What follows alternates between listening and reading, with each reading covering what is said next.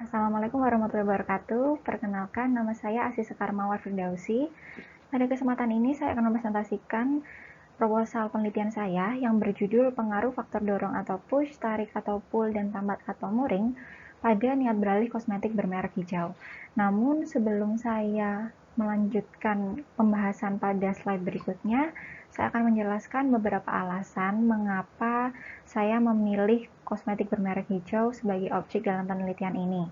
Jadi, berdasarkan data yang diperoleh dari webinar yang dilakukan oleh pemerintah Australia dengan pemerintah Indonesia, Malaysia, dan Vietnam, diketahui bahwa industri kosmetik di Indonesia ini mengalami pertumbuhan tiap tahunnya mencapai 10-15%. Nah, pertumbuhan ini diakibatkan oleh adanya perubahan gaya hidup, lalu juga ada peningkatan dalam pendapatan masyarakat, adanya pemasaran agresif yang dilakukan oleh perusahaan-perusahaan kosmetik yang ada di Indonesia, dan juga adanya kesadaran-kesadaran yang dimiliki oleh masyarakat mengenai pentingnya merawat diri saat ini.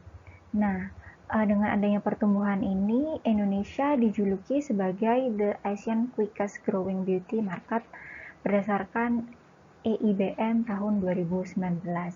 Selain itu, data yang saya peroleh dari BPOM pada tahun 2018 diketahui bahwa peredaran kosmetik ini menjadi peredaran tertinggi yang ada di Indonesia.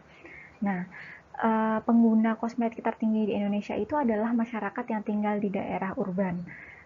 Selain itu, berdasarkan data yang saya peroleh dari BPS pada tahun 2019, daerah urban tertinggi di Indonesia itu adalah Bandung. Oleh karena itu, penelitian ini nantinya juga akan saya lakukan di Bandung. Nah, kenapa kosmetik bermerek hijau yang saya pilih di sini? Jadi berdasarkan data yang saya ambil dari webinar pada tahun 2018 juga, diketahui bahwa kosmetik hijau ini telah menjadi tren yang ada di Indonesia. Ini dibuktikan dengan popularitas dan kesadaran yang terus meningkat akan produk natural atau organik yang dimiliki oleh masyarakat Indonesia. Oleh karena itu, penelitian ini nantinya akan menguji mengenai pengaruh faktor dorong, tarik, dan tambat ini terhadap niat beralih dari kosmetik bermerek konvensional menuju ke kosmetik bermerek hijau.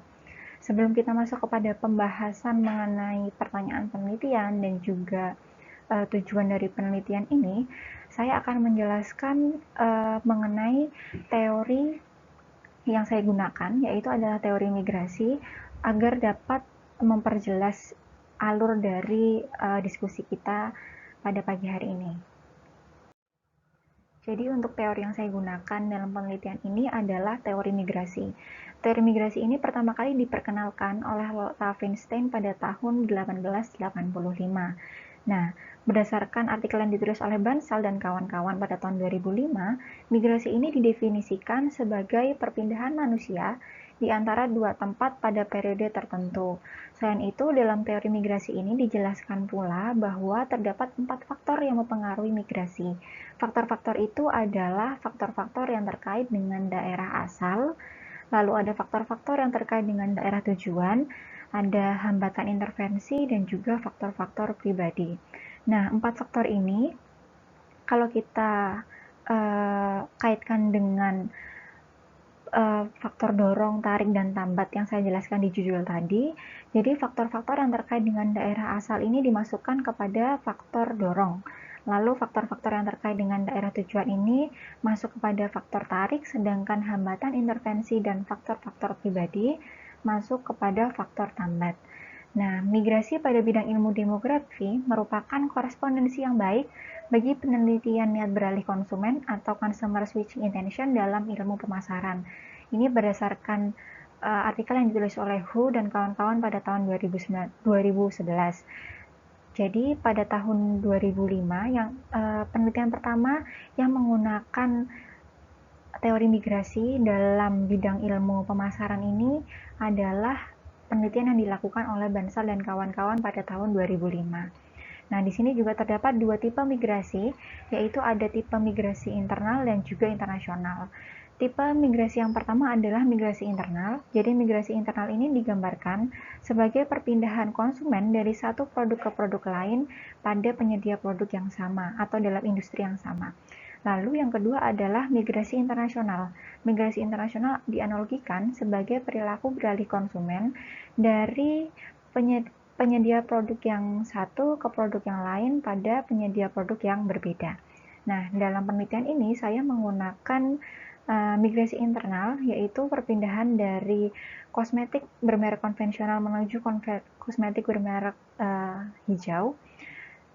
Karena teori migrasi ini dalam bidang ilmu pemasaran fit untuk menjelaskan migrasi internasional. Selanjutnya kita akan membahas mengenai kerangka kerja, dorong, tarik, dan juga tambat. Jadi di sini kerangka kerja dorong, tarik, dan tambat ini merupakan paradigma utama yang digunakan dalam literatur penelitian migrasi. Dan ini dapat digunakan sebagai korespondensi yang tepat untuk menjelaskan perilaku beralih atau niat beralih konsumen dari satu produk ke produk yang lainnya. Nah, kerangka kerja ini terdiri dari 3 faktor. Yang pertama ada faktor dorong atau push factor, atau beberapa artikel menyebutnya sebagai push effect. Lalu yang kedua adalah faktor tarik atau pull factor, dan yang ketiga adalah faktor tambat atau mooring factor. Jadi saya akan menjelaskan satu persatu. Yang pertama adalah faktor dorong. Faktor dorong ini berdasarkan artikel yang ditulis oleh Moon pada tahun 1995 merupakan faktor-faktor yang dimiliki tempat asal dan diasumsikan memiliki sifat negatif.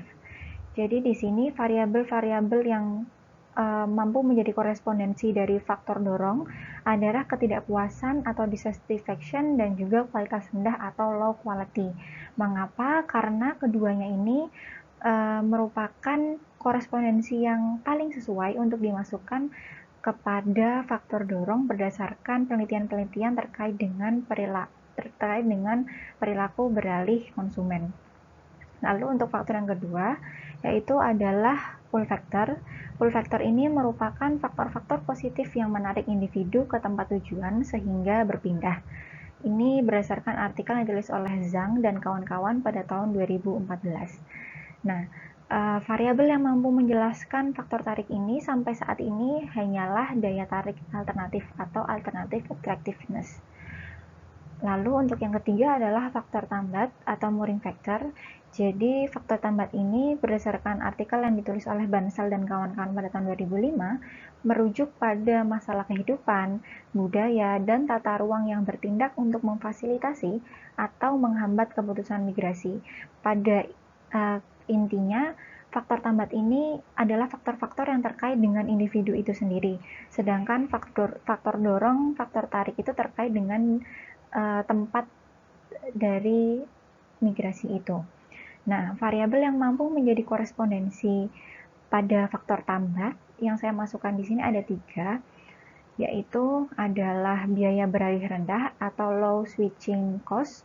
Lalu yang kedua adalah mencari variasi atau variety seeking, dan yang ketiga adalah norma subjektif atau subjective norm. Mengapa biaya beralih rendah? Karena biaya ini merupakan faktor utama yang menyebabkan seseorang itu mau melakukan migrasi atau tidak. Sedangkan mencari variasi dan norma subjektif ini, untuk yang mencari variasi ini saya masukkan untuk dapat menggambarkan faktor dari dalam individu, sedangkan untuk norma subjektif ini saya masukkan untuk dapat menggambarkan faktor dari lingkungan individu. Sekarang kita masuk kepada bagian masalah penelitian. Jadi yang pertama di sini adalah Gurney dan kawan-kawan pada tahun 2018 mengatakan bahwa masih terbuka pengaplikasian teori lain untuk menjelaskan fenomena pemasaran hijau. Nah, teori yang akan saya gunakan di sini adalah teori dari bidang ilmu demografi, yaitu adalah teori migrasi yang sudah saya jelaskan di awal. Lalu yang kedua, penelitian menggunakan teori migrasi dengan kerangka kerja dorong, tarik, dan tambat terbatas pada pemasaran elektronik, teknologi informasi, dan sektor jasa. Sehingga di sini masih membuka peluang untuk digunakan dalam konteks penelitian lain. Pada penelitian ini akan saya gunakan pada konteks penelitian di bidang kosmetik hijau. Lalu yang ketiga adalah konstruk perilaku konsumen mencari variasi atau consumer variety seeking behavior memiliki potensi aplikasi pada penelitian beralih merek hijau. Ini berdasarkan artikel yang ditulis oleh Groening dan kawan-kawan pada tahun 2018. Lalu, masalah penelitian yang terakhir, yang keempat, adalah terdapat saran untuk mengaplikasikan konstruk daya tarik alternatif, biaya beralih, dan norma subjektif dalam penelitian beralih merek hijau. Berdasarkan penelitian yang ditulis oleh Cheng DKK tahun 2016, Wu dan kawan-kawan pada tahun 2018, dan lain-lain. Selanjutnya di sini kita akan membahas mengenai pertanyaan penelitian yang ada dalam proposal penelitian ini. Jadi terdapat 5 pertanyaan penelitian utama, lalu dari pertanyaan utama ini ada anak pertanyaannya, ada 5 juga. Jadi untuk pertanyaan yang pertama adalah apakah faktor dorong berpengaruh positif terhadap niat beralih kosmetik bermerek hijau? Karena tadi faktor dorong ini dijelaskan oleh 2 variabel, yaitu ada ketidakpuasan dan kualitas rendah, maka pertanyaan penelitian selanjutnya adalah apakah ketidakpuasan berpengaruh positif terhadap niat beralih kosmetik bermerek hijau, dan apakah kualitas rendah berpengaruh positif terhadap niat beralih kosmetik bermerek hijau. Lalu untuk pertanyaan penelitian yang kedua adalah apakah faktor tarik yang tadi dijelaskan oleh variabel daya tarik alternatif berpengaruh positif terhadap niat beralih kosmetik bermerek hijau. Dan untuk pertanyaan penelitian selanjutnya dapat dibaca pada slide ini. Lalu untuk tujuan penelitiannya jumlahnya sama seperti tadi pertanyaan penelitiannya. Jadi ada 5 yang utama, lalu ada 5 juga anaknya. Untuk tujuan penelitian yang pertama adalah menguji pengaruh faktor dorong terhadap niat beralih kosmetik bermerek hijau. Lalu ada menguji pengaruh ketidakpuasan terhadap niat beralih kosmetik bermerek hijau. Lalu menguji pengaruh kualitas rendah terhadap niat beralih kosmetik bermerek hijau. Tujuan penelitian yang kedua adalah menguji pengaruh faktor tarik terhadap niat beralih kosmetik bermerek hijau, dan lain sebagainya seperti yang bisa dilihat dalam layar berikut ini. Sekarang kita masuk kepada bagian model empiris dalam penelitian ini. Jadi di sini bisa dilihat bahwa ketidakpuasan dan kualitas rendah itu masuk ke dalam faktor dorong untuk menjelaskan faktor dorong. Lalu biaya beralih rendah, mencari variasi, dan norma subjektif ini digunakan untuk menjelaskan faktor tambat, dan daya alternatif untuk menjelaskan faktor tarik. Untuk variabel dependennya adalah niat beralih, dan hipotesisnya seperti yang bisa dilihat dalam gambar. Di sini ada 10 hipotesis, terdiri dari 5 hipotesis utama dan 5 hipotesis anakan. Nah, untuk pengaruhnya selain menguji pengaruh langsung, di sini juga ada uji moderasi. Selanjutnya kita akan membahas mengenai hipotesis dalam penelitian ini. Untuk hipotesis dalam penelitian ini, seperti yang sudah saya jelaskan tadi, bahwa terbagi menjadi 5 yang utama, lalu ada 5 yang kecil. Jadi untuk hipotesis yang pertama adalah terdapat pengaruh positif antara faktor dorong pada niat beralih kosmetik bermerek hijau. Lalu hipotesis 1A-nya terdapat pengaruh positif antara ketidakpuasan pada niat beralih kosmetik bermerek hijau. Hipotesis 1B terdapat pengaruh positif antara kualitas rendah pada niat beralih kosmetik bermerek hijau. Untuk hipotesis yang kedua, terdapat pengaruh positif antara faktor tarik yang tadi dijelaskan oleh daya tarik alternatif pada niat beralih kosmetik bermerek hijau, dan seterusnya seperti yang bisa dilihat dalam layar berikut ini. Untuk selanjutnya kita masuk kepada pembahasan metode penelitian. Jadi yang pertama adalah populasi. Di sini populasinya adalah konsumen di Bandung yang menggunakan kosmetik bermerek konvensional. Mengapa Bandung dipilih? Karena Bandung ini masuk ke dalam kategori kota urban di Indonesia, berdasarkan data dari Bappenas pada tahun 2020. Selain itu, di Bappenas ini juga dijelaskan bahwa Kota Bandung adalah kota urban terbesar yang ada di Indonesia dan memiliki jumlah proyeksi pertumbuhan generasi milenial terbanyak berdasarkan dari data BPS tahun 2013. Nah, data dari BPS tahun 2013 ini merupakan data paling baru yang dikeluarkan oleh BPS yang membahas mengenai proyeksi pertumbuhan generasi milenial. Nah, kenapa kota Bandung yang saya pilih? Karena tadi sudah dijelaskan di awal bahwa konsumen pengguna kosmetik terbesar di Indonesia itu adalah orang-orang yang ada di kota urban. Oleh karena itu saya memilih Bandung sebagai lokasi penelitian saya. Lalu untuk sampelnya, di sini adalah konsumen di Bandung yang menggunakan kosmetik bermerek konvensional minimal 1 kali dan merupakan generasi milenial. Mengapa? Karena penelitian ini akan menguji perpindahan niat beralih konsumen dari yang tadinya menggunakan produk kosmetik bermerek konvensional menuju ke produk kosmetik bermerek hijau. Selain itu, mengapa generasi milenial? Karena berdasarkan data dari marketers.com, milenial ini merupakan konsumen kosmetik terbesar yang ada di Indonesia dan juga milenial ini memiliki kesadaran yang tinggi akan lingkungan hidup. Ini ditunjukkan oleh data dari Bappenas pada tahun 2020. Oleh karena itu, teknik pengambilan sampel yang saya gunakan adalah menggunakan non-probability sampling, yaitu purposive sampling. Mengapa purposive sampling? Karena hanya orang-orang yang telah memenuhi kriteria tertentu, yaitu minimal 1 kali dan tinggal di Bandung dan merupakan generasi milenial, adalah orang-orang yang mampu menjadi responden dalam penelitian ini. Selain itu, penentuan jumlah sampelnya minimum tergantung pada jumlah indikator dikali 5 sampai dengan 10. Jumlah indikator ini adalah jumlah dari item pernyataan yang ada di dalam kuesioner saya. Berdasarkan sumbernya adalah Her dan kawan-kawan pada tahun 2010 halaman 101. Teknik pengumpulan datanya menggunakan data primer yang dikumpulkan melalui survei. Jadi tipe surveinya adalah self-administered survey dengan bantuan kuesioner daring. Dengan tipe pertanyaan yang diajukan adalah closed question. Untuk alat analisisnya yaitu uji hipotesis menggunakan SEM dengan bantuan software AMOS 23. Untuk uji validitas dan reliabilitas, jadi untuk uji validitasnya menggunakan CFA, sedangkan untuk reliabilitasnya menggunakan Cronbach Alpha. Untuk metode penelitian selanjutnya yaitu adalah definisi operasional.